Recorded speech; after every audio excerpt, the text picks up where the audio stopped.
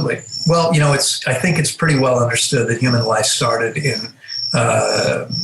tropical Africa. And I think scientists are pretty clear on how we wound up in all the various places on the planet we wound up in, except maybe Australia. No one understands that. but we're our own breed here.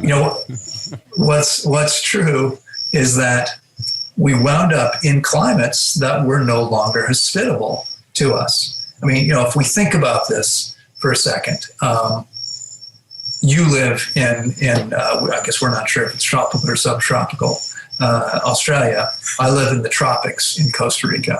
It's really only in the tropics where it's warm enough 365 days a year to go in our birthday suits completely naked, right? I put a shirt on specifically to do this interview with you, because normally if I'm not seeing clients, I'm normally sitting here without a shirt. Now it's 6:35 in the evening here, so it starts to get cool when the sun goes down. But we could live here with no clothes, right? And yet, people think that we've evolved.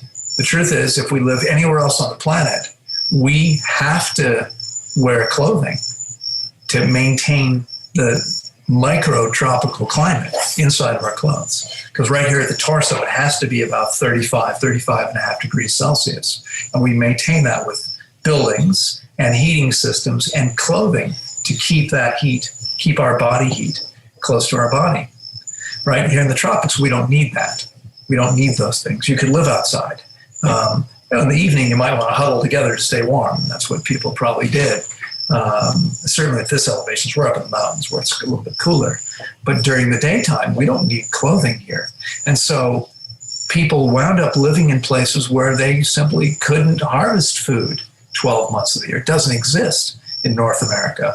Most parts of North America, most parts of Europe, for instance, where so many people live today, there's a winter time. And in the wintertime, there's nothing to eat. There's very little that's available to you. And so we wound up needing to eat things like meat, which needed to be cooked. There's always animals you can hunt to kill, but they're not very palatable. Neither the animals nor some of the root vegetables and cruciferous vegetables, which are available maybe late into the winter, if not all winter. Those things aren't really very palatable in their natural state. And so we needed to cook. We discovered cooking, and it may well be that those humans that didn't discover cooking didn't make it, right? And so they didn't, those people are gone because they needed to find ways to have food available. But here in the tropics, it's completely unnecessary. Now, the truth is, of course, today, it's completely unnecessary for everyone, because even if you live in northern Sweden, and I've been in northern Finland, I really haven't been that far north in Sweden or Norway, but I've been in Finland, and you can buy fruits and vegetables all year long.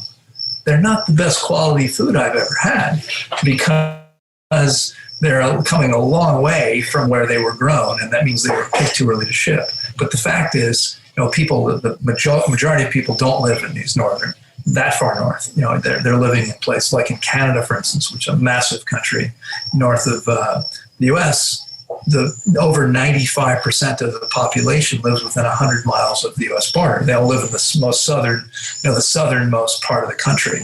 And you can buy fruits and vegetables year round. Nobody needs to be eating cooked food anymore.